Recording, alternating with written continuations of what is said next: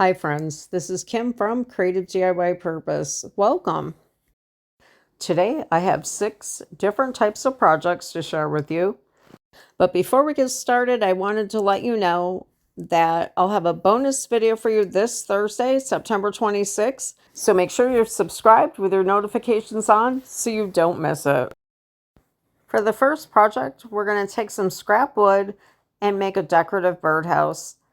We're going to use a 1-inch boring bit to drill a hole in front of the birdhouse. We'll use wood glue and paneling nails to attach the roof to the top of the house. The top scrap piece does have 2 angles cut out of them, but you could easily use a piece of scrap that has a straight cut. I used an old fence piece that had jagged edges on the bottom as a birdhouse, and that was cut at a 45-degree angle. And we're going to make just a one-sided roof. So next we're going to bore that hole right in the center. We're going to apply the roof using some of that wood glue, and I will drill 2 holes and attach it with some paneling nails. However, I put the roof piece on upside down, so you'll probably notice that you see the roof on, and then I take it back off in a few frames from now. I chose an old house key to use as a perch. I'm hammering the key into the piece of wood. That way it will leave an imprint and it'll tell me exactly where I need to drill the hole. So that way we can insert the key a little better and apply some glue to hold it in there.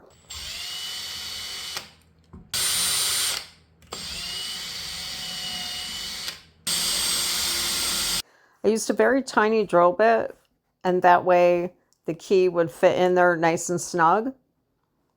So that's going to work. So next I apply some wood glue inside the little dent in there that I drilled.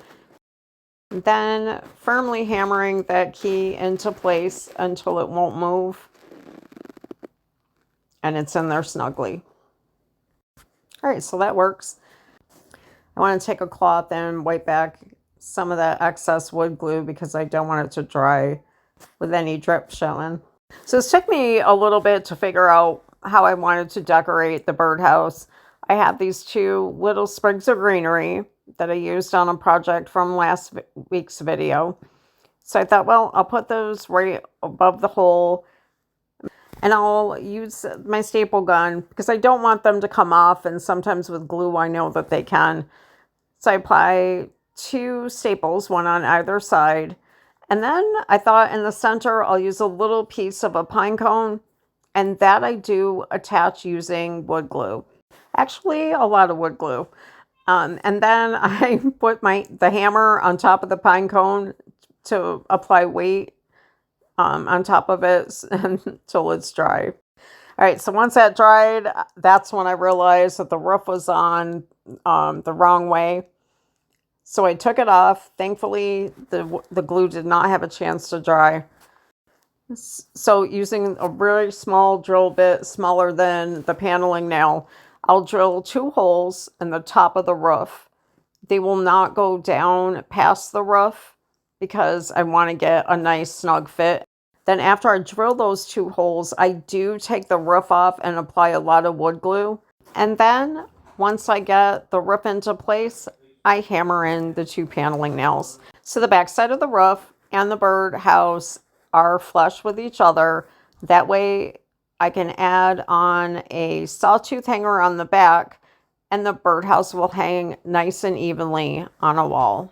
Sometimes working with those little nails can be quite a challenge.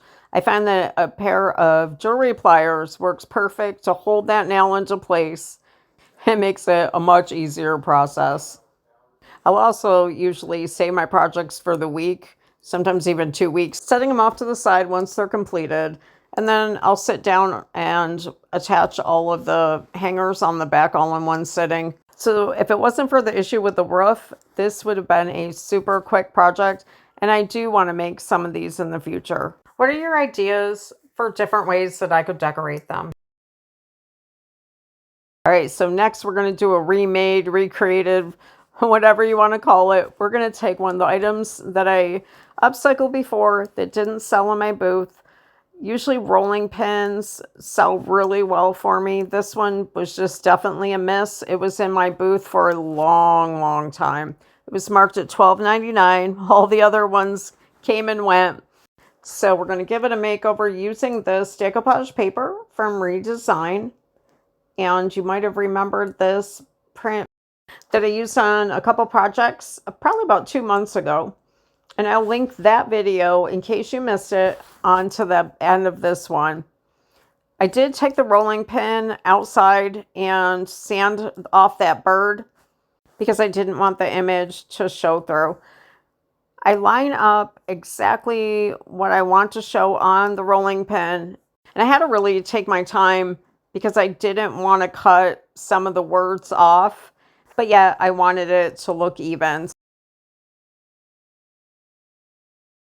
And once I got the piece cut all out nice and even, I applied some decoupage gel from ReDESIGN, and I applied the decoupage paper on one section at a time.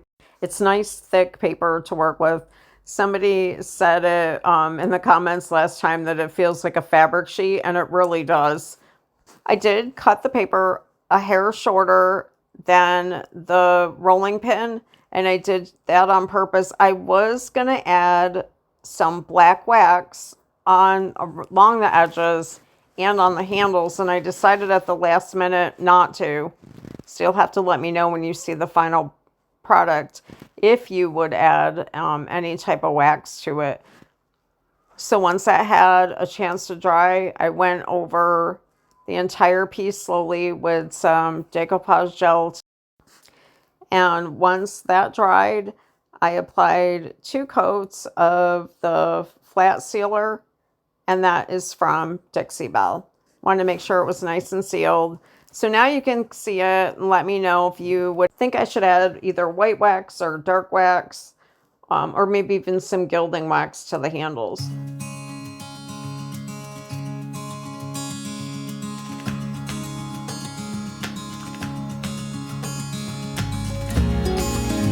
So let's try a handcrafted item. I'm going to grab some air dry clay, and I want to attempt to make a vintage style flower frog. So this is my first attempt, and I wasn't going off of a pattern or anything. This is kind of in my head. So I would recommend making it a little bit thicker next time, especially when trying to roll the doily imprint. It just didn't seem like it caught it enough. In the past, I've done this same technique in videos and it works out a lot better when that clay is thicker. So I'm using the cookie cutter. We're going to go with that shape. Another thing that I would recommend before you cut it out, know what type of jar or vase you're going to be putting the frog onto, because you want it just a little bit wider because it's going to sit on top. Next step is to make your holes. I actually used, this is a fake flower. It's a stem off a fake flower. What would have worked is those are actually the size of a small glue gun stick, which was also sitting next to me. Now, I did make the hole in the center a little bit bigger because I like to put extra stems in the middle. Next, I'm taking a knife, going along the edges, and just smoothing it out. You can do the same thing with a damp paintbrush, trying to get the circles so that there wasn't clumped up clay. Then I flip the frog over like you see here, and I'm going inside each hole and kind of going in a circular motion. Again, this is just to get the holes so they're all the same size. All right, so now I'm putting it on top of my base, and it should work perfect. So I cheat and put mine in the my food dehydrator to dry faster, and I do that in between 2 damp pieces of paper towel. You can let yours air dry, put it outside. The reason I put it in between 2 damp pieces of paper towel so it doesn't dry out too quick and split. I applied 1 coat of the French linen from Dixie Belle paint, and I did that on the underside as well. I set that aside, let it dry for a little bit, And then I took out some clear wax, and that is Dixie Belle Best Dang Wax. And I applied that to both sides, and then grabbed some white wax and applied that on top of it. I got very heavy-handed with the white wax. I don't know what I was thinking. This was like 10:30 at night, and my mind was kind of on my next project that I was going to be doing. So I gently wiped that back. Like I said, if the clay would have been thicker and the doily imprint would have been deeper, the white wax would have definitely brought that out a lot more.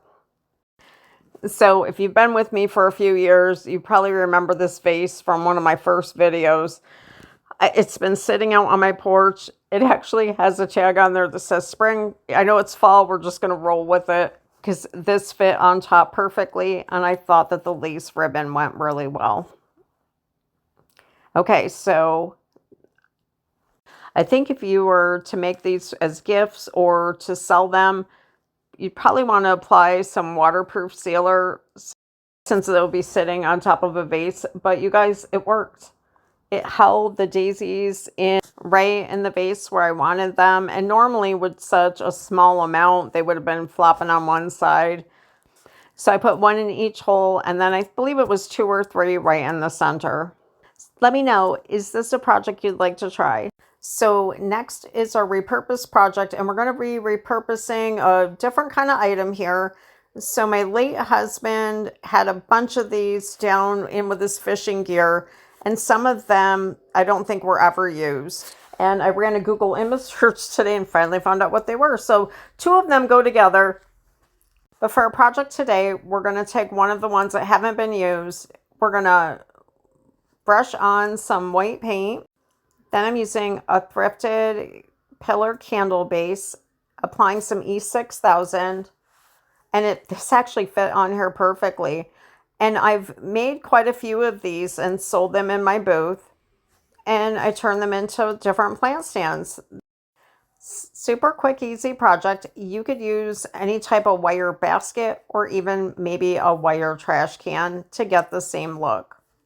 Another idea is to take your wire basket and attach some rope and turn it into a hanging basket. For the next project, we're going to work on a thrift flip. So this is a cranberry sorter basket. I purchased it at a thrift store because I thought it was really unique. Did a Google image search, and they sell for around $34. I had mine up for sale for quite a long time and even marked it down to $15 and had 25% off. So anyway, I thought I don't want to paint it or add any transfers onto the actual basket yet. I want to try this first.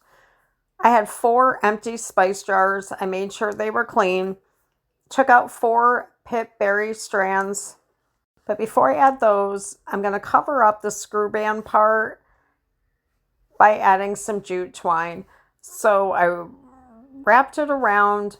I don't show it here, but I do tack it down with a little bit of hot glue because I didn't want it to go up and over the edge. Then I add 1 strand of the pip berries around the twine, and that covers up the rim of each jar. I did apply 1 small dab of hot glue to keep the pip berries in place. I was kind of limited on what I could do since I didn't want to alter the basket. I will put this in a different vendor booth for now and see if it sells. I believe that I printed out this little bee tag from the graphicsfairy.com. Printed it out on cardstock, made a little tag, and I added a little water in each jar and added a daisy, but I need to swing over to Hobby Lobby and get some greenery to replace the daisies before I put it in my booth. Now on to our upcycle project. We're going to give this desktop mail sorter a makeover. I purchased this at a thrift store for $1.99, and it was not a really pretty color faux. It was kind of an orangey type of red. I applied 2 coats of white flat paint, and this was Rust-Oleum 2-in-1. Next, we're going to apply some vintage label transfers from ReDESIGN. I love these. They're probably my favorite transfers. So I wanted to add 1 on the front. And I did think about adding 1 to that center part, but I thought it might be too much. So I found this longer one and thought that that might look good up on the back. So I thought it could still be used to sort mail or place some thin books inside of them, or even holiday napkins on a table. And I thought it needed a little touch of some dark wax. So I'll take some Best Dang wax from Dixie Belle and apply it lightly all the way along the edges, up around the top, just to add a little texture and age.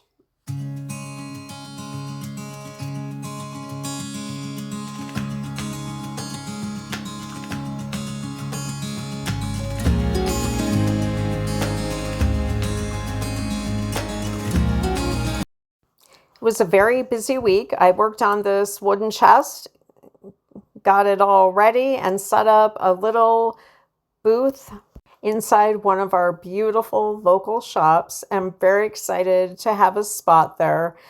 And I've already sold a couple pieces, so I'm excited about that. And I'll keep you guys posted. Friends, I want to thank you so much for joining me today. I hope you enjoyed this video.